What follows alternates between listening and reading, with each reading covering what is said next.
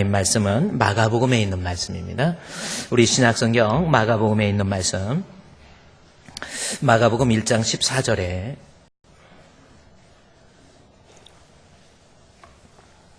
마가복음 1장 14절, 15절 두 절 말씀입니다. 신약성경 페이지로 53페이지에 있습니다. 제가 봉독해 드리겠습니다. 마가복음 1장 14절, 15절 두 절 말씀 제가 봉독합니다. 요한이 잡히신 후 예수께서 갈릴리에 오셔서 하나님의 복음을 전파하여 이르시되 때가 찼고 하나님의 나라가 가까이 왔으니 회개하고 복음을 믿으라 하시더라. 아멘. 두 절 말씀입니다. 두 절 말씀을 통해서 이 말씀이 의미가 무엇인지를 한번 성경적으로 이 뜻이 무슨 뜻인지를 제대로 한번 발견해서 이 말씀을 붙잡고 우리의 인생이 승리하기를 원해서 오늘 본문에 있는 말씀을 우리가 선택해 봤습니다. 특별히 지난 한 주 동안에 한 3주, 여름 한 3주 동안에 계속 제가 외국에 가고 뭐 강의도 하고 뭐 하다 보니까 계속 막 힘이 좀 들고 많이 좀 힘들고 이번에 몽골에 갔는데도 몸의 컨디션이 좀 좋지 않았어요.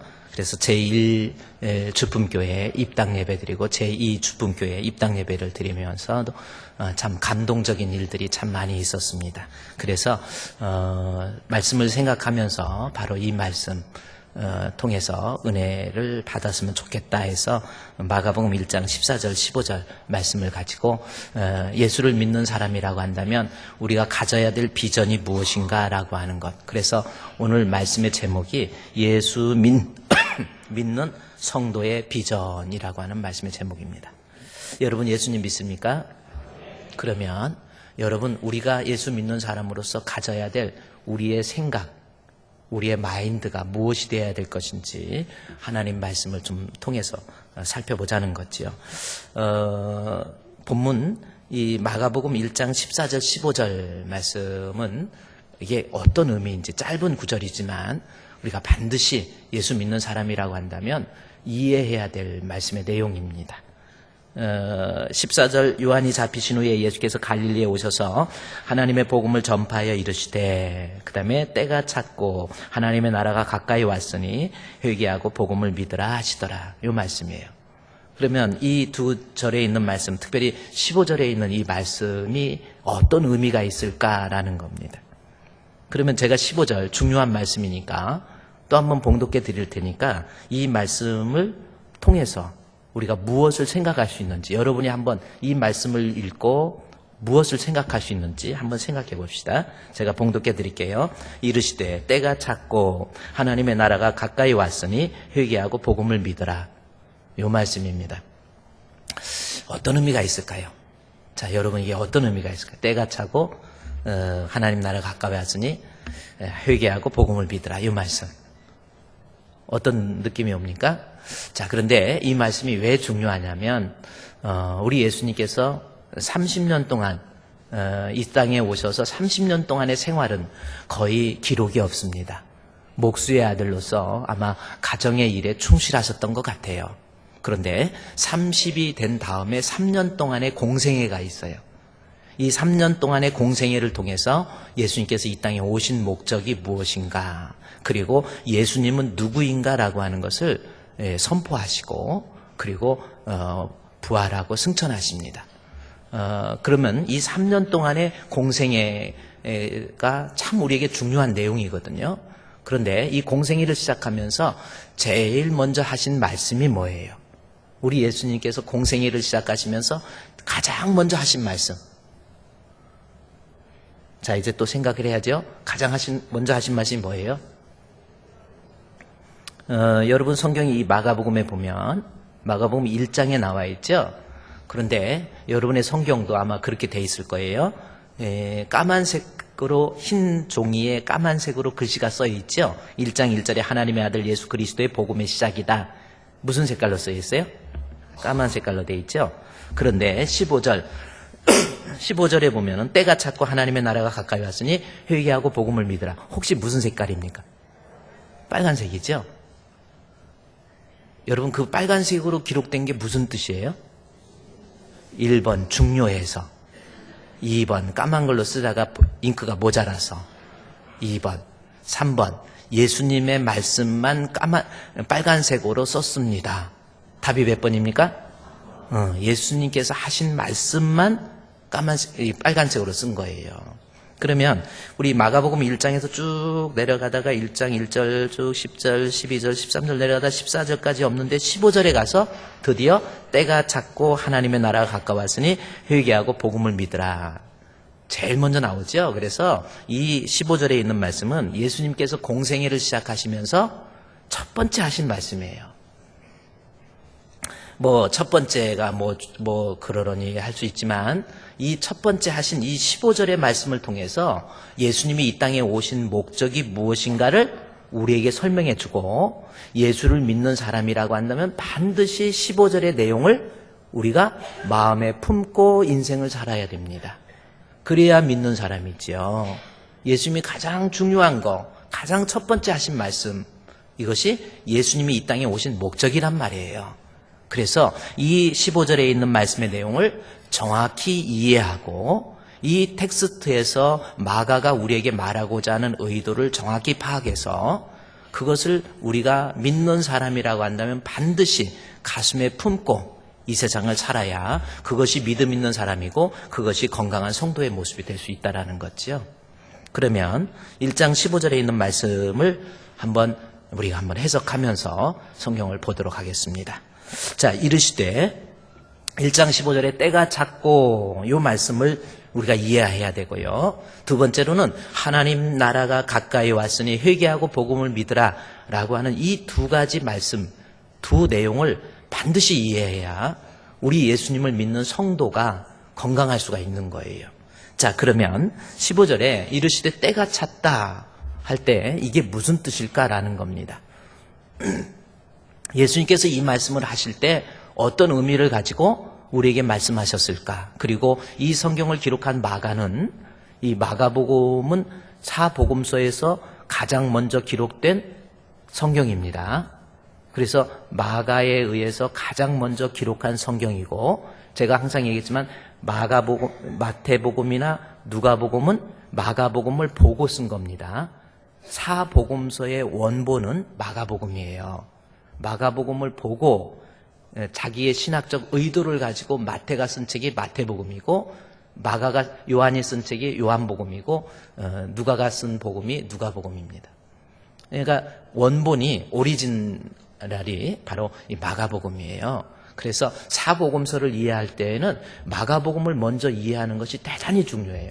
마가복음에 대한 이해가 없이 다른 사복음서를 이해하면 자칫 잘못하면 그 각 복음서의 저자의 의도가 있기 때문에 성경이 원래 말하고자 하는 본문의 내용을 왜곡해서 해석할 수가 있습니다. 그래서 마가복음은 정말 중요하다. 거기까지 그렇게 해놓고요. 그 다음에 1장 15절에서 때가 찼다라는 것은 이게 무슨 뜻일까라는 겁니다. 예수님께서 가장 먼저 하신 말씀, 때가 찼다라는 겁니다. 그러면 우리말로 때가 찼다. 그러면 이게 무슨 뜻이에요? 이제 뭔가가 때가 찼다. 그렇죠? 뭔가가 마지막 끝이 됐다. 이런 느낌 있죠? 고구마를 지금은 옛날에 고구마 시골에서 어렸을 때 고구마 칠 때요. 가마솥 때 고구마 넣고 물 넣고 가운데다가 이만한 대접을 엎어놔요. 엎어놓고 한참 물로 끓이다 보면 따가닥 따가닥 따가닥 소리가 납니다. 그러면 엄마들이 그걸 이렇게 딱 해서 따가닥 따가닥 소리가 나면 느끼는 게 뭐예요? 아, 때가 찼구나. 어느 정도 그걸 느끼죠? 이제 먹어도 될 만큼 익었구나라는 느낌. 그래서 열어봐서 또 이게 찍어봅니다. 찍어봐가지고 이게 익었나 안 익었나 그렇습니다. 어떤 때가 찼다라는 그런 느낌이 우리말에 많이 있어요. 자, 그러면 이 말씀을 우리가 이해하려면 지금 본문에서 이 때가 어떤 의미인가를 제대로 이해하려면 지금 마가복음을 통해서 마가가 이 말씀을 기록할 때 이 때가 무슨 뜻인가라는 겁니다. 헬라어로 어떻게 기록됐는가라는 겁니다. 헬라어로 보면은 때에 대한 단어가 헬라어로는 두 가지가 있습니다. 하나는 카이로스, 하나는 크로노스. 이 두 가지 때가 우리말로 때로 번역이 돼요. 그런데 이 크로노스라고 하는 것은 물리적인 시간. 그러니까 우리가 일반적으로 생각하는 그러한 시간의 타임의 개념이 바로 이 크로노스라고 하는 단어입니다. 카이로스는 시간대를 나타내긴 맞는데 무언가가 다 때가 이루어져서 회복과 자유의 때를 이야기할 때 바로 이 카이로스라는 단어를 씁니다. 일부 예배 때는 제가 이거를 잘못 방송실에 넘겨가지고 카이로스하고 크로노스하고 바꿔서 써가지고 이것을 또 우리 그래도 역시 주품교인 틀려요. 우리 김종섭 장로님이 다 저한테 오더니 그래서 야 대표기도 아무나 하는 게 아니구나 라는 걸 느꼈습니다. 그러더니 목사님 이거 카이로스하고 크로노스하고 바뀐 것 같은데요. 그래서 우리가 보니까 바뀌었어. 그래서 얼른 2부 때 바꿔놔버린 거예요 저게. 그래서 카이로스는 회복과 자유의 때를 얘기하는 거고 이 크로노스는 그냥 물리적인 시간을 이야기한다라는 겁니다. 여러분은 바뀌지 않게 정확히 기억하시기를 바랍니다. 그러니까 본문에서 그러면 뭔 단어를 때를 나타내는 이 시간이라는 이 때를 나타내는 단어를 무엇을 썼는가라는 겁니다. 마가복음 1장 15절 말씀에서는 때가 찼다라고 할 때 그 때는 바로 이 카이로스라는 단어를 썼다라는 겁니다. 그러면 이제 마가복음 1장 15절을 보십시오. 카이로스라는 단어는 회복과 자유의 때 이랬기 때문에 1장 15절에 이르시되 마가복음 1장 15절에 때가 찼고 그러면 이 뜻은 무슨 뜻이에요? 이제는 회복의 때가 완전히 왔구나 혹은 자유의 때가 왔구나라는 것을 우리에게 이야기해 주는 내용입니다. 그러니까 예수님께서 자유의 때, 이제 회복의 때가 왔다라는 겁니다. 우리가 세상 살아가면서 우리에게 무언가가 멍에에 억눌려 있던 이러한 압제자에 의해서 억눌려 있던 이 사람들에게 이제 회복과 자유의 때가 왔다라는 뜻이 바로 이 때가 찼다라는 말씀의 의미입니다. 그러면 본문에서 자유의 때가 왔다 예수님께서 선언하신 건데 그러면 이 말씀을 역설적으로 생각을 하면 지금 이스라엘에게 자유가 있다는 거예요? 없다는 거예요? 그렇죠. 억눌려 있고 자유가 없는 그러한 때, 회복의 때가 와야만 하는 그러한 모습, 바로 그때가 그거였다라는 거예요. 아니 다 자유롭고 다 회복되어 있는데 뭐 때가 찼네 이런 말을 할 필요가 뭐가 있습니까? 지금 이스라엘의 상황은 유대인들의 상황은 뭔가가 억눌려 있고 뭔가가 압제자에 의해서 핍박과 고난의 모습, 가난과 빈곤의 모습 이러한 모습으로 가득 차 있다라는 것을 우리 주님께서 역설적으로 이야기하는 내용입니다. 자, 그러면 문자적으로 이르시되 때가 찼다라고 이렇게 본다고 한다면 뭔가가 억눌려 있다, 자유가 없다, 회복되지 못한 그러한 상태다라는 것을 이야기했다고 하는데 그러면 본문 15절에 때가 찼다라고 하는 말씀을 우리가 읽고 이 때가 어느 때일까? 문자적으로 뭔가가 자유가 없는 때이구나라는 것을 이해했다고 한다면 지금 저자 마가는요. 이 마가복음의 저자 마가는 이 때가 어느 때인지 어떤 상황인지를 이미 다른 문자를 통해서 우리에게 팁으로 탁 던져주고 있다라는 겁니다. 그럼 15절 말씀에 때가 찼다 할 때 그 때가 어느 때일까? 마가가 던져주는 팁을 보십시오. 그것은 뭡니까? 1장 15절에 요한이 잡힌 후에 지금 때가 어느 때예요? 요한이 잡힌 후라는 거예요. 지금 한번 생각해보세요. 마가가 왜 요한이 잡힌 후에 요 말을 왜 썼겠어요? 지금 예수님이 말하신 때의 모습을 그때 유대인들의 상황의 때를 요한이 잡혔다라고 하는 그 문자 속에 이스라엘의 상황의 때를 그대로 집어넣고 있다라는 겁니다. 또 하나는요. 예수께서 갈릴리에 오셔서 해서 갈릴리라고 하는 상황을 통해서 요한은 지금 유대인들이 회복되지 못한 억압되어 있는 상태를 요한이 잡히신 후 그리고 갈릴리에서 요 두 가지의 단어를 통해서 우리에게 그때 상황을 우리에게 설명해 주고 있다라는 거죠. 그러면 먼저 14절에 그때에 요한이 잡혔다라고 하는 것은 요한이 지금 마가가 지금 뭘 말하고 싶은가라는 겁니다. 여기서 요한이 잡혔다는 것은 요한이 목배임을 받아 죽게 되는 거죠. 헤롯에 의해서 죽게 된 때라는 겁니다. 그러면 요한이 잡혔다라는 것을 통해서 지금 헤롯에 의해서 요한이 목배임을 받게 되는 거거든요. 헤롯이 동생 빌립이라고 하는 동생의 아내 헤로디아가 너무 이쁘니까 그 동생을 빼앗아 버려서 자기 아내로 삼아버린 거예요. 자, 이것을 요한이 잡혔다라고 하는 것을 통해서 헤롯이라는 인물은 에돔 사람인데 로마의 아부를 해서 유대인들의 분봉왕이 돼요. 태생이 유대인이 아닙니다. 에돔 사람이에요. 그래서 유대인의 분봉왕이 되니까 항상 불안하죠. 그러다 보니까 막 폭정을 합니다. 사람을 막 잔인하게 죽이고 뭐 자기 친척, 인척, 자기 자식 할 거 없이 막 닥치는 대로 죽여버려요. 그게 헤롯입니다. 자, 이 말씀을 통해서 지금 유대인들의 때가 어느 때냐면 지금 상황에 유대인의 때가 정치적으로 로마의 식민지 상태, 억눌려 있는 상태, 그야말로 비참한 상태다라는 것을 우리에게 이야기해 주고 있어요. 지금 유대인들이 로마의 식민지가 되어 있는, 그래서 이상한 분봉왕에 의해서 유대가 다스려지고 억눌려지고 있다라는 것을 우리에게 이야기해 주고 있다라는 겁니다. 식민지 생활, 여러분 어떻게 생각하십니까? 지금 일본이 일본 경제 전쟁 아주 비참하게 지금 전쟁이에요. 우리가 좀 더 준비해서 일본을 한 번은 이겨야 되는데 저 지금 참 나라를 위해서도요 기도 많이 해주시고 정말 참 위험한 상태 이런 겁니다. 근데 일본이 우리나라 식민지에서 을사 조약 때 우리나라를 강제적으로 한일 합방하죠. 그래서 을사 조약 1905년도 을사 늑약에 의해서 결국은 1910년도 한일 합방을 합니다. 그래서 식민지 생활을 할 때 우리 조선 사람들이 얼마나 비참해졌어요.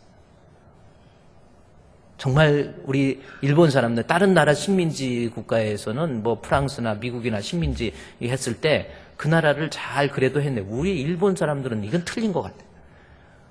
얼마나 조선에서 쌀을 착취해 가는지, 군산항에서 조선에 있는 모든 대한제국에 있었던 모든 쌀들을 군산항을 통해서 다 일본으로 데려가요. 그러니 이 한반도에서는 쌀의 절대량이 모자라니까 사람들이 비참하게 되는, 촉은 목피라는 말 있잖아요. 풀뿌리 캐먹고 나무 껍질 가지고 먹고 살던 그러한 시절, 그것을 겪어야만 되고 그 많은 쌀을 다 군산항을 통해서 일본으로 빼앗아 가니까 일본은 쌀이 남아가지고 쌀 공황이 일어난 거예요.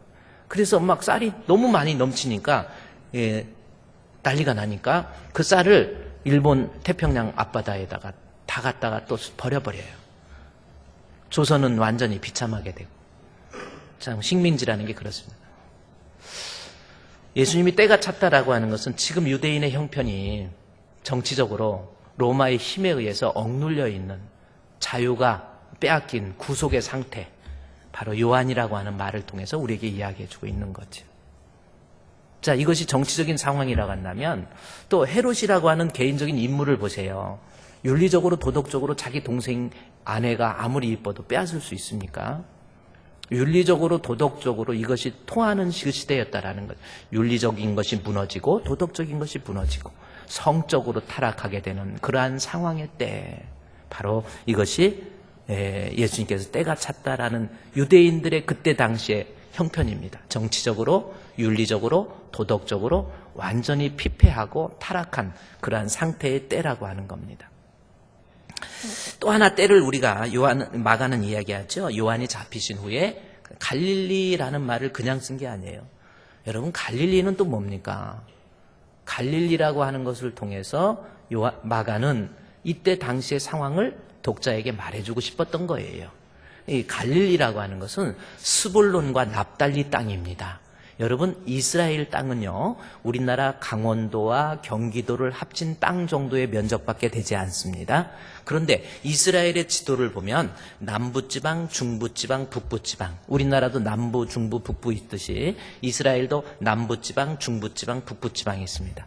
그런데 이스라엘은 남부 쪽, 우리나라는 남부지방, 경상도. 경상도는 어디예요? 경주하고 상주가 있어 해서 경상도고, 전라도는 전주하고 나주 해서 전라도. 그러는, 모르세요? 그러는 겁니다. 강원도는 강릉하고 원주 해서 강원도예요. 아니, 농담이 아니라 실제로 그러는 거예요. 그렇습니다.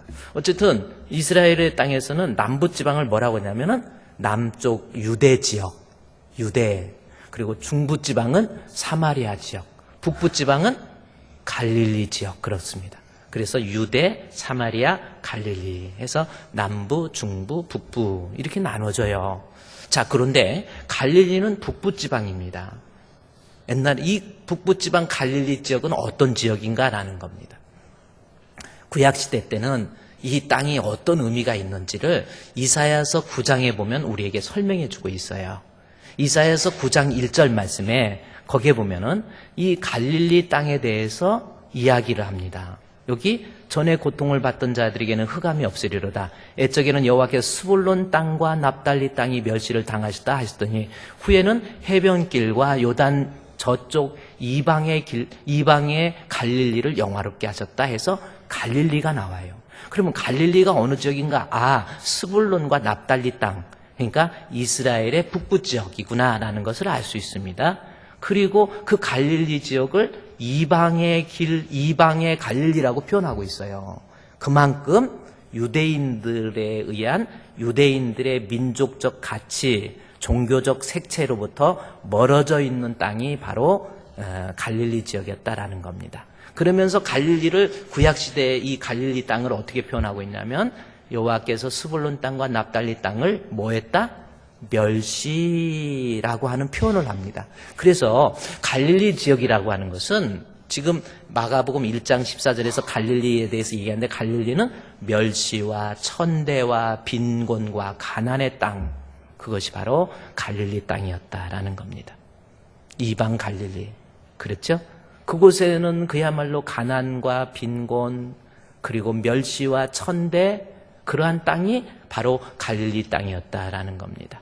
자, 그러면서 그 갈릴리의 그 다음 절에 이사야서 9장 2절 말씀에 보면은 흑암에 행하던 갈릴리에 대해서 이제 2절에서 그러는 흑암에 행하던 백성이 큰 빛을 받고 사망의 그늘질 땅에 거하던 자들이 빛이 비치도다 해서 갈릴리를 이야기하는데 흑암, 갈릴리를 이야기하는데 사망, 갈릴리를 이야기하는데 거주, 그늘진 땅, 그렇게 표현하고 있다라는 겁니다.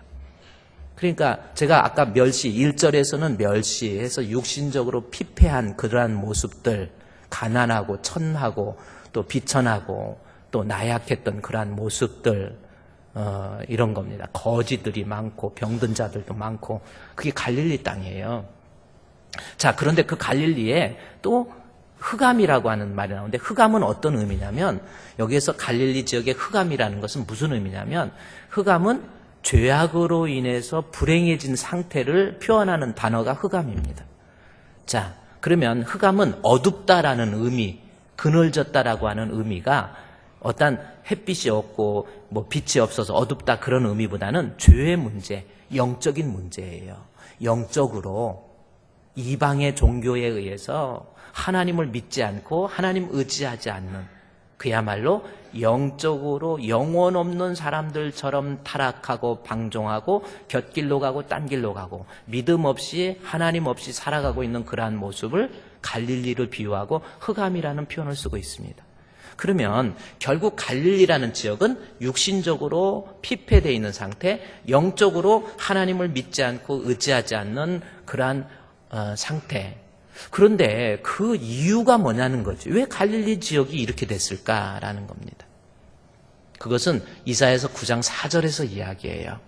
9장 4절에서 갈릴리 지역이 그렇게 될 수밖에 없었던 이유에 대해서 이는 그들이 무겁게 맨 그들의 어깨의 채찍과 그 압제자의 막대기를 꺾으시되 미디안의 날과 같이 하였음이니이다. 이렇게 나와요. 자, 영육 간의 비참하고 영적으로 흑암의 그러한 죄악의 그다음에 영적으로 마귀의 모습, 그런 우상의 모습으로 가득 채웠던 이유에 대해서 이는 하고 설명을 해주고 있어요. 이는 무겁게 맨 멍에 어깨에 채찍, 그다음에 막대기, 뭔가가 콱 누르고 있는 멍에라는 거예요. 멍에 있잖아요. 소의 멍에. 그냥 콱 누르고 있는 거죠. 뭔가 누르고 있는 거예요. 움직이고 싶어도 제대로 움직이지가 할 수가 없어. 내 뜻대로 할 수가 없이 그야말로 이 멍에 때문에, 어깨의 채찍 때문에, 압제자의 막대기 때문에 제대로 내 의지대로 내 뜻대로 살 수 없는 그러한 비참한 모습.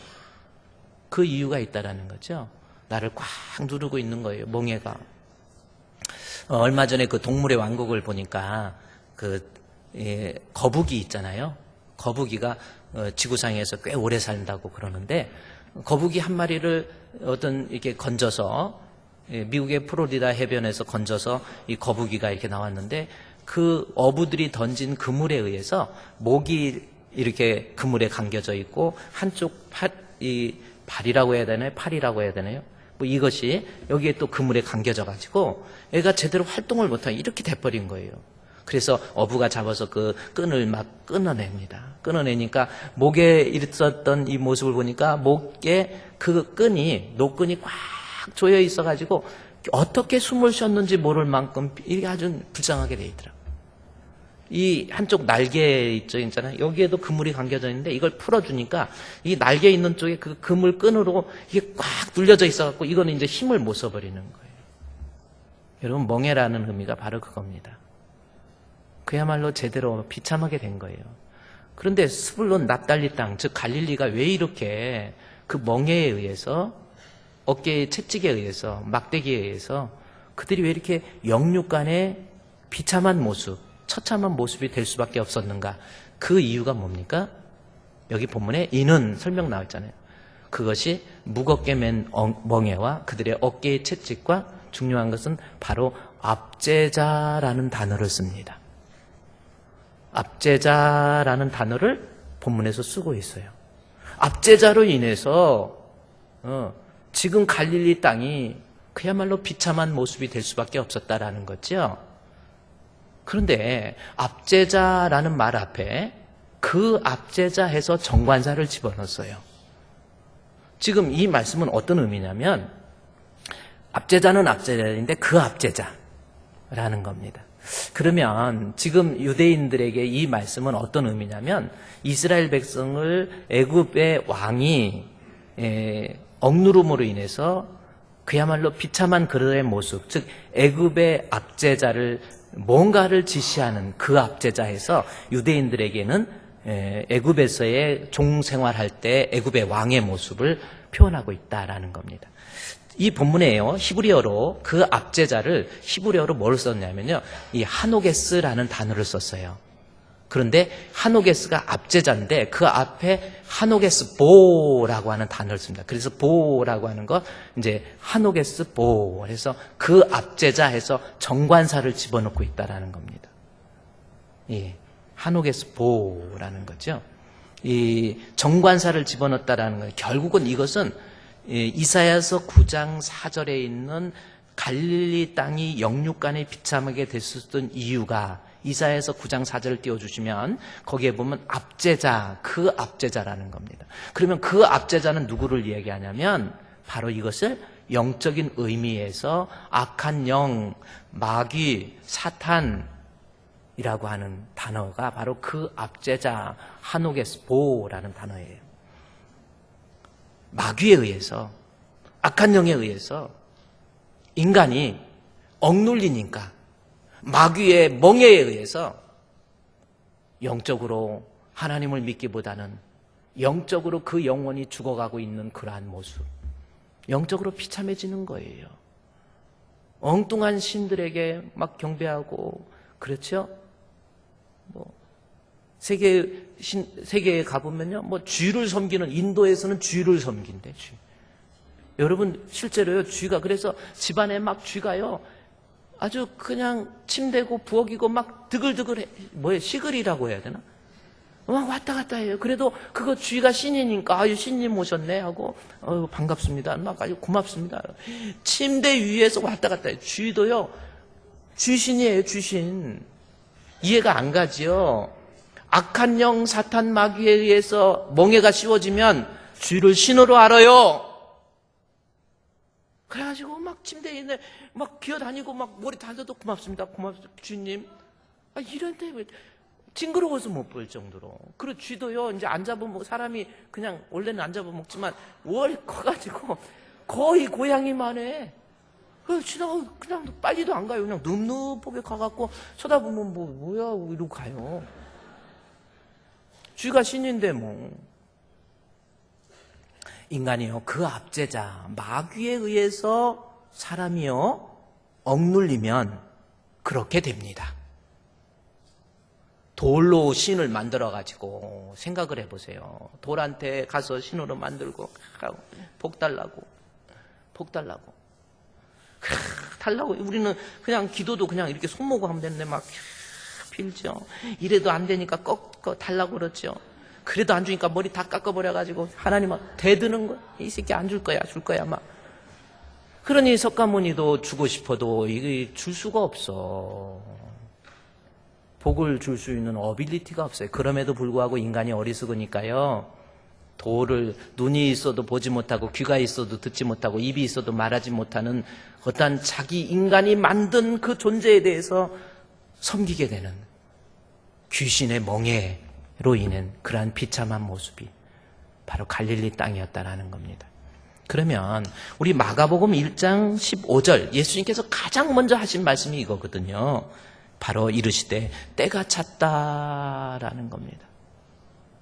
지금 예수님께서 하신 말씀, 정치적으로 로마의 식민지가 돼서 인간이 누려야 될 자유도 없지요. 비참한 육신적으로 가난과 빈곤 속에서 살게 되지요. 뭔가 죄로 인해서 흑암이라고 하는 것, 세상에서 방탕하고 방황하고 술 마시고 마약을 하고 그래도 진정한 행복을 느끼지 못하는 흑암의 상태, 악한 영에게 사로잡혀서 죄악 중에 살면서 하나님에 대한 불신 속에서 결국 없어져 버릴 이 육신이 내 신이 되어서 돈 벌기 위해서, 세상에 출세하기 위해서 죽어서 가지고 갈 것도 아닌데 거기에 사로잡혀서 살아가고 있는 비참한 그러한 상황 속에서 우리 예수님께서 때가 찼다라는 겁니다. 그래서 이 때가 찼다라는 모습을 통해서 우리 성도들에게 중요한 것은 뭐냐면, 내가 예수 믿는 사람이라고 한다면 지금 주님 없는 이 세상, 복음 없는 이 세상, 말씀 없는 이 세상, 하나님을 모름으로 인해서 인간이 겪게 될 영육간의 비참한 모습을 바라볼 줄 아는, 때를 볼 줄 아는 영안이 있어야 돼요. 그것을 바라보지 못해요. 세상 사람들은 그러려니 그렇습니다. 세상의 문제를 봅니다. 세상적인 것을 생각합니다. 그러나 진짜 예수 믿는 사람이라고 한다면 예수 없는 것으로 말미암아, 믿음 없음으로 말미암아 인간의 비참한 모습들, 죽어가는 영혼들, 이들을 바라볼 줄 아는 그러한 성도가 진짜 예수 믿는 성도의 모습이 될 수 있다라는 겁니다. 윌리엄 부스라고 하는 분, 여러분 윌리엄 부스 1878년도에 구세군이라고 하는 거 있죠. 구세군을 만들었던, 창군했던 그 사람이 윌리엄 부스입니다. 그 윌리엄 부스에 대해서 제가 여러분께 수염도 많이 기르시고 저분도 참 그래요. 근데 저분은 영국 사람인데 미국에 이제 가셔서 미국 뉴욕의 밤거리를 지나가면서 화려한 네온 사인 밑에서 있었던 많은 사람들의 음주와 방탕과 매춘과 그러한 모습을 보고 윌리엄 부스가 뭘 느꼈느냐면, 그 화려함 속에 뭔가가 악한 영에게 눌려있는 그러한 모습들, 그로 인해서 지옥으로 달려가고 있는 불마차를 보고 그가 만든 것이 이 세상을 구원하자 해서 십자군을 만들게 되는 거예요.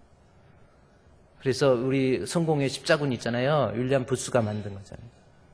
정말 예수 믿는 믿음 있는 사람이라고 한다면요, 도시의 화려한 네온사인 밑에서의 그 번쩍이는 그 불 속에서 뭔가가 길을 잃어버리고 방황하고 있는, 그야말로 지옥을 향해서 달려가고 있는 수많은 영혼 없이 살고 있는 그러한 사람들에게 복음의 필요함을 바라볼 줄 아는 성도가 되어야 그것이 진짜 성도입니다. 여러분은 지금 무엇을 보고 무엇을 생각하십니까? 세상에 살면서도 무엇을 생각하고 무엇을 보고 있습니까? 이 땅의 황무함이 여러분에게 보이고 있습니까? 복음 없이 살아가고 있는 이러한 비참한 현실 속에서 그야말로 갈릴리 땅과 같이 요한의 목배임을 방았던 그러한 윤리적으로, 정치적으로, 도덕적으로, 또 신앙적으로, 영적으로 피폐해진 인간의 삶의 모습을 불쌍히 여길 줄 아는 자비와 긍휼의 눈으로 그들을 바라볼 줄 아는 눈이 있어야 돼요. 지금 때가 차 있잖아요. 죄악의 때, 그렇죠? 타락의 때, 바로 그거예요. 오늘날 우리 한국은 어떻습니까? 동성애를 이제 점점 젊은 사람들은 그것이 어때서? 다른 사람들의 인권을 보호해야지. 그게 뭐 어때서? 동성애를 합법화하자고 하는 시장도 있어요. 남자끼리 결혼을 시킨다라는 거예요. 여자끼리 결혼한다라는 겁니다. 이거 하나님이 보실 때 어떤 모습입니까? 그것을 당연시 여기고 있는 이러한 암울한 현실. 하나님 없는, 복음 없는, 예수 없는 인간의 비참한 모습, 타락한 모습, 그들을 보고 우리는요 눈물을 흘릴 줄 알아야 돼요. 다니엘이요 포로로 끌려가서 이스라엘 자기 민족의 그 어렵고 암흑한 하나님 없는 그러한 비참한 모습들을 보고 다니엘은 손을 들어 기도합니다. 그래서 다니엘이 주여 주여 주여 세 번, 우리 주여, 다니엘이 세 번 주여 주여 그러죠? 거기에서 나오잖아요. 다니엘은 뭘 봤습니까? 자기 민족이 영적으로 하나님 저버리고 믿음 저버리고 안식일 저버리고 말씀 저버리고 죄악 가운데 살아가고 있는 불쌍한 자기 민족을 놓고 다니엘은 주여 우리가 주께 죄를 졌사오니, 다니엘서 9장에 보십시오. 그들의 죄의 모습을 나의 죄로, 그래서 우리 다니엘은 계속 우리의 죄를 놓고 내가 하나님 앞에 간구하오니 주여 나의 죄를 놓고 하나님 앞에 간구하오니, 다니엘서 9장 16절에서 19절에 계속 나와 있어요. 진짜 여러분 성도라고 한다면 그러한 영안이 뜨여져서 하나님 앞에 영혼 없이 믿음 없이 신앙 없이 죽어가고 있는 그러한 모습을 우리는 바라볼 줄 알아야 돼요. 영안이 좀 떠여야지. 아직도 여러분은 그래요? 세상을 어떤 눈으로 바라보고 있습니까? 내 자신이 어떤 생각을 가지고 이 세상을 살고 있습니까? 내 영혼이 하나님 없이 믿음 없이 결국 썩어져 없어져 버릴 육신만을 위해서 살아가고 있는 나의 모습을 놓고 애통해 본 적 있습니까? 여러분의 자녀들의 믿음을 놓고 그들의 어두운 그림자를 놓고 얼마만큼 기도했습니까? 교회도 안 나오고 그래요? 우습게 알지요? 하나님 우습게 알고 어떻게 그냥 내버려 둡니까? 한번 생각해 보세요. 아유 목사님 뭐 어떻게 애들이니까 뭐 자기들이 알아서 어떻게 하겠. 아니에요.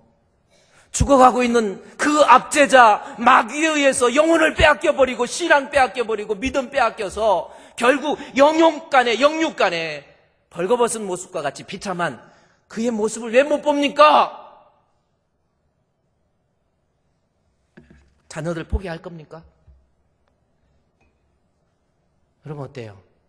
목사님 뭐라고 그러면은 아유 목사님 왜 그거 애들인데 아니에요. 그 영혼 불쌍하지 않습니까? 왜 그게 안 보입니까? 지옥을 향해서 달려가고 있는 그 모습이 안 보입니까? 우리 예수님은요 죽어가고 있는 영혼을 향해서 불쌍히 여기사 마가복음 6장 말씀해 보면은 마가복음 6장 46절 말씀, 34절 말씀해 보면 예수님께서는요 영혼 없이 양떼, 목자 없는 양떼, 마가복음 6장 34절입니다. 앞에 화면에 뜰 거예요.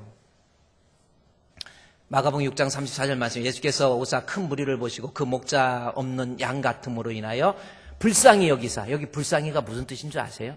예수님은 목자 없는 양, 영혼 없는 사람, 믿음 없는 사람, 이 사람을 향해서 불쌍히 여겼다라는 말씀이 나옵니다. 이 불쌍히 여겼다라는 것이 무슨 뜻이냐면 이 스플랑카노라고 하는 단어에서 헬라어에 보면요 불쌍히 여겼다라는 단어가 이 스플랑크논이라고 하는 단어에서 나온 스플랑크노 오누마이라고 하는 단어를 씁니다. 저게 왜 중요하냐면요 원래 예수님께서 불쌍히 여겼다 할 때 이 스플랑크논이라고 하는 단어에서 나왔는데 저 단어가 뭐냐면 창자라는 뜻이에요. 창자. 창자가 아팠고 창자가 끊어지는 듯한 고통을 표현할 때 이 스플랑크논이라고 하는 그러니까 속이야. 여러분 막 위가 끊어지는 듯하고 막 속이 끊어 그 고통을 표현할 때 스플랑크논이라는 단어를 씁니다. 그런데 그 단어 여기 본문에 예수님께서 불쌍히 여겼다 할 때 스플랑크니 조마이라고 하는 이 오마이라고 하는 것은 현재 미완료 능동태거든요.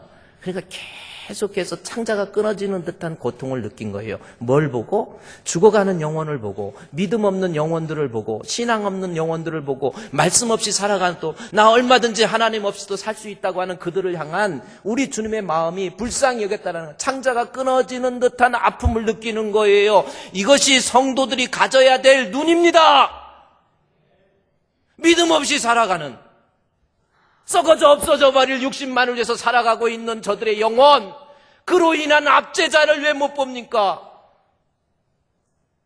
저도 이번에 몽골에 갔어도요, 그래요. 끝없는 초원을 막 달리면서 곳곳에 한 번씩 마을 하나씩 있고 게르가 있고 이런 곳에서 우리 성도들이 몽골 제1주품교회, 제2주품교회 이번에 교회 2개를 지어서 몽골에 성전 2개를 지었어요. 2교회를. 제1주품교회, 제2주품교회. 제2주품교회 같은 경우는 차를 타고 한참 가서 카자흐스탄은 국경하고 가까운 곳에 있습니다. 그곳에 가서 카자흐스탄 국경에 가까운데 거기 가니까 그 지역의 그 목사님이라는 분이 수염이 카자흐스탄이 이슬람이잖아요. 그래서 거기 선교 가기 위해서 모습을 이렇게 수염 딱 기르고 이슬람 사람처럼 그렇게 하고 있고 그렇습니다. 거기 가서 제가 입당 예배 드리고 제1주분교회에서 입당 예배 드리면서 그 도시라고 해도 가운데 골목길에 포장도 안 돼 있어요. 그 포장길에 예배 드린다 그러니까 아이들이 이 때때 옷 입고 좋은 옷 입고 마치 우리나라 60년대 70년대에 교회에서 무슨 일이 있다 할 때 막 모여가지고 예배 드리는데 저는 앞자리에 있어서 아이들의 눈빛을 보고 제가 눈물이 울컥했어요. 복음이 없기 때문에 신앙이 없기 때문에 믿음이 없기 때문에 이 나라가 얼마나 황무합니까? 황폐합니까? 몽골이라는 나라는요, 우리나라의 우리 남한 면적의 16배나 커요. 인구는 300만 밖에 되지 않습니다. 우리나라 인구의 또 16분의 1밖에 되지 않아요. 그런데 울란바토르 도시에서도 얼마나 빈민 생활인지 몰라요. 가난하지요. 비참하지요. 영적으로요, 아직도 사회주의 영향이 있기 때문에 영적으로 하나님에 대해서 잘 믿을 남아불교입니다. 압제자에 의해서 여러분 불교 나라치고 잘 사는 나라 봤습니까? 이슬람 나라치고 잘 사는 나라가 본 적 있습니까? 세계적으로 보십시오. 압제자, 악한 영에 의해서 갈릴리 땅처럼 비참하고 가난하고 또 영적으로 악한 영에 의해서 사로잡혀서 우상에게 절하고 여러분 그렇잖아요. 제가 얘기했지만 불교 나라치고 잘 사는 나라, 세계적으로 못 사는 나라, 불교, 공산주의, 독재 특징이 있잖아요. 예수 믿는 나라 치고 못 사는 나라가 거의 없어요. 예수 안 믿는 나라 치고 잘 사는 나라. 그랬더니 일본 그러는데 일본 가보세요. 잘 사는지. 일본은요, 곳곳에 조그마한 집도 사는 거 보세요. 집도 조그마한 길쭉하게 하고 다리미하고 약간 추운데도 다리미방에서 하고요. TV 같은 것도 지금 우리처럼 이렇게 좋은 TV 이렇게 큰 거 없어요. 웬만하면 이거 돌려가 따뜻해 다만하게 니빠니까 뚝불 찔끔찔끔 이러고 있고요.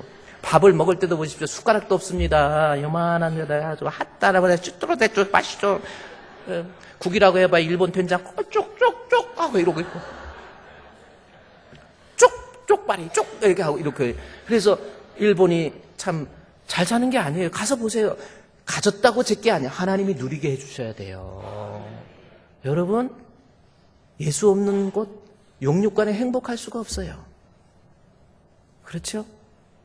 일본 그 돈 많으면 뭐 결국 지진 나면 다 복구해야 돼요. 태국 같은 데도 보세요. 불교 같은 데도 보세요. 태국이나 동남아시아 먹을 것 많습니다. 2모작, 3모작 이쪽에서 벼 심고 이쪽에서 추수하고 그래요. 뭐 배고프면 가서 바나나 따 먹으면 돼요. 태국이나 필리핀 가서 원숭이한테 바나나 주면 원숭이 받아갖고 안 먹어. 그런 거. 나한테 내 이런 거 주냐고 그런 식이야. 저희 어렸을 때만 해도 바나나? 이야, 이거 바나나가 새로 있나? 바나나 이런 건 얼마나 맛있어. 1970년도 이후에 우리나라의 기독교 복음화가 되면서요. 박정희 대통령 새마을운동, 그 새마을운동도요. 뚱딱뚱딱뚱딱 새벽종이 울렸네. 새아침이. 그 새벽종이 교회종이지. 언제 중들이 치는 띵종입니까? 교회종이에요. 이만큼 한국이 이만큼 살 수 있는 거 복음으로 돌아와야 돼요. 예수 안에 진정한 회복이 있고 복음 안에 진정한 행복이 있는 거예요.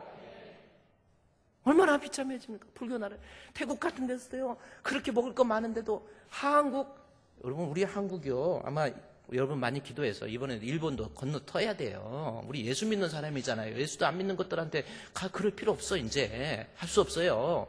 태국 같은 데도요 그렇게 자원도 많고 인도네시아 보세요. 인도네시아 석유도 나오고 이래도 한국 가면 한국 사람 벌써 얼굴부터 색깔부터 틀려. 이렇게 벌써 격조 높잖아요. 그렇죠?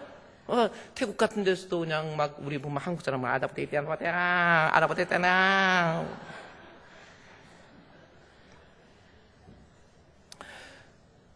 여러분 이 땅의 황무함이 보입니까? 몽골의 황무함 보입니까? 우리 이 나라는 어떻습니까? 진짜 예수 믿는 사람이라고 한다면 때가 찼다라는 거죠. 회복되지 아니하면, 노임받지 아니하면 인간에게 비전이 없는 거예요. 억눌려 있는 그때 그 모습을 바라볼 줄 아는 성도, 그것이 예수 믿는 성도의 모습이에요. 때가 찬 거예요. 이번에 몽골 제가 한번 그 영상 제가 한번 이렇게 보여드릴까요? 한번 영상에 보면 그 몽골의 그 아이들과 같이 예배드리고 그런 모습을, 나머지 동영상 좋은 거는 오후 예배 때, 보고 예배 때 하고 영상 한번 틀어주세요.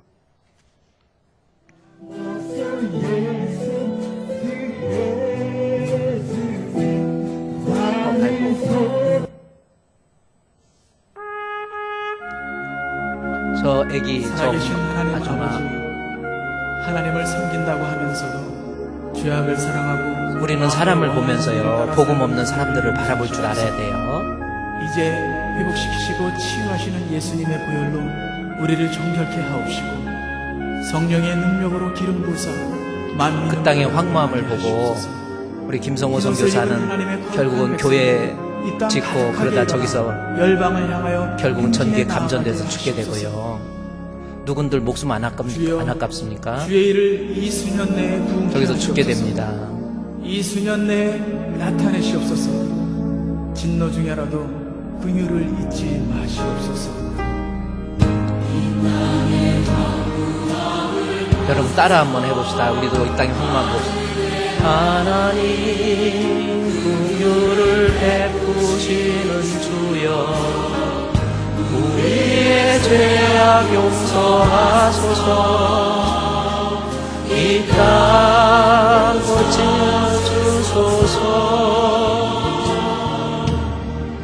이제 우리 모두 하나 되어 이 땅에 무너진 기초를 다시 쌓을 때 우리의 우상들을 태우신 성령의 불 임하소서. 우리의 불길 타오르게 하소서. 진리의 말씀 이 땅 새롭게 하소서. 몽골 아이들입니다. 복음 없이, 신앙 없이, 예수 없이 여러분 얼마나 빈곤하고 갈릴리 땅과 같이 버린 땅입니까? 이제 불어와 오 주의 영광 가득한 새날 주소서. 오 주의 영광 가득한 이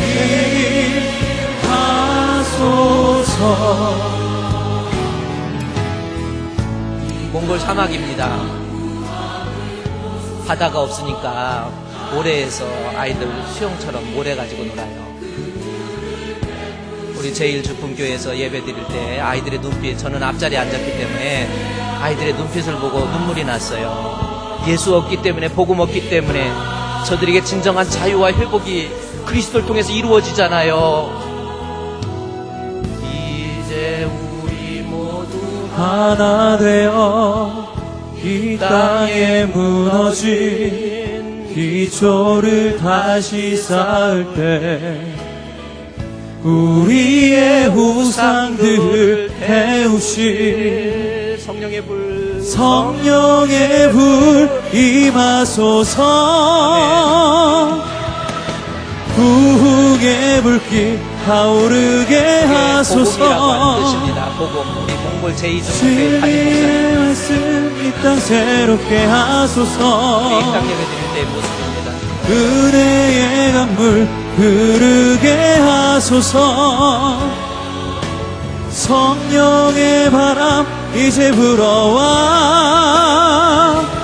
오 주의 영광 가득한 새날 주소서.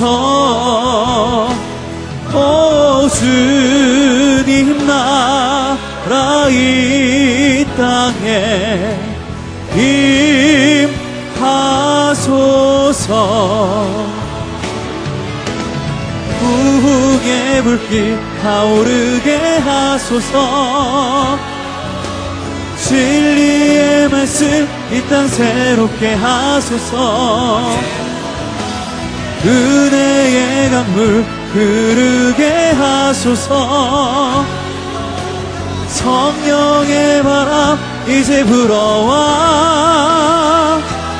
오 주의 영광 가득한 새날 주소서.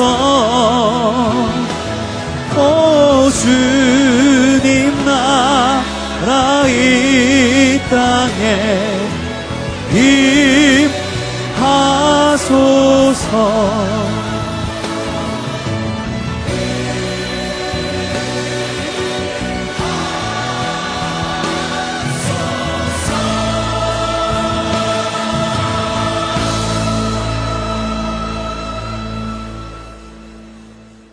때가 찼다라고 하는 주님의 음성을 들을 줄 알아야 돼요.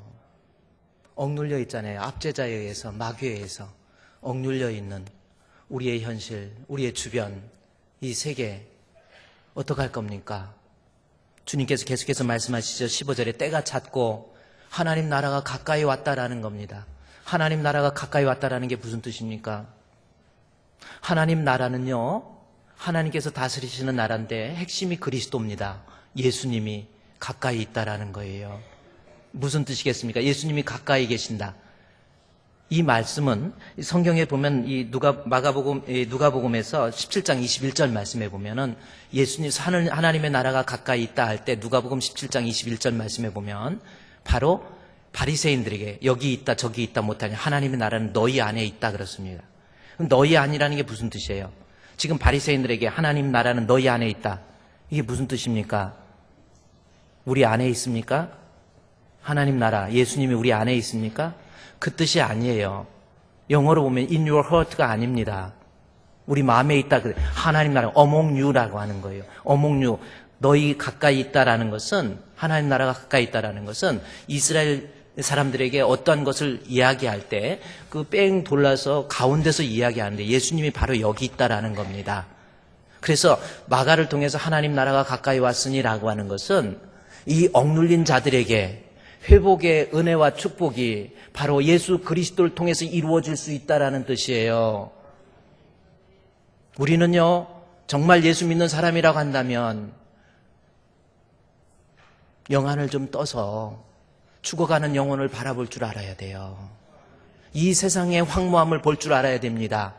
예수만이 하나님 나라를 이룩할 수 있고 예수 그리스도만이 그들에게 참된 회복의 은총을 내려주실 수 있단 말이에요. 우리에게 회복의 기회가 우리에게 주어진 겁니다. 죽어가는 영혼을 그냥 바라보고만 있을 겁니까? 겨우 내 신앙 관리하기에 급급해가지고 나는 신앙생활 10년, 20년, 30년 나는 안수 집사 되고 장로 되고 권사 되고 그게 신앙이 아니에요. 우리에게는 하나님의 나라 예수님이 있잖아요. 그 예수님을 통해서 회복의 은총을 이룰 수 있도록 나도 헌신하고 나도 회복할 수 있도록 나도 선교하고 전도하고. 여러분 그런 거 아닙니까? 사도 바울은요 배울 만큼 배운 사람입니다. 실력 있습니다. 돈이 있습니다. 명예 있습니다. 그러나 보배를 질그릇에 담아 싸우니 내가 이 예수를 통해서 회복을 선포하리라. 이게 우리의 비전이 되고 우리의 선언이 되어야 된다라는 겁니다. 여러분 어떻습니까? 어떤 사람은 의사의 직도 포기해요. 어떤 사람은 교수의 직도 포기한. 박재훈 의사라고 있어요. 제가 어느 책에서 보니까 박재훈 고려대학교 의과대학 나와가지고 의사 일을 합니다. 얼마든지 그는 살 수 있어요. 세상에 살면서요, 여러분 그는 출세할 수 있었어요. 저분입니다. 이재훈 선교사님. 제가 이 박재훈 죄송해요. 하도 박 씨를 좋아해서 그러는데. 저분 보세요. 내가 병원을 개원해서 내 마음대로 잘 살 수 있어요. 그러나 죽어가는 영혼, 믿음 없이 스불론과 납달리 창처럼 흑암의 권세에 의해서 죽어가고 있는 영혼을 바라보면서 내 모든 부도 포기하고 명예도 포기하고 나 선교하겠습니다. 나 전도하겠습니다. 이게 예수 믿는 사람들이 품어야 될 비전 아닙니까? 여러분 어떻게 생각하십니까? 우리 하나님 앞에 좀 정직하게 삽시다. 우리도 곧 하나님 앞에 가잖아요. 주님의 심판대 앞에 서잖아요. 겨우 내 믿음 관리하기에 급급할 겁니까? 회복의 때가 가까이 왔어요. 그런데 그 회복의 열쇠는 하나님의 나라는 예수는 우리가 가지고 있잖아요. 우리가 모시고 있잖아요. 그 예수를 선포함으로 이 땅의 황무함을 보고 회복의 능력이 우리 주품교회를 통해서 저와 여러분을 통해서 이루어지기를 주의 이름으로 축원드립니다.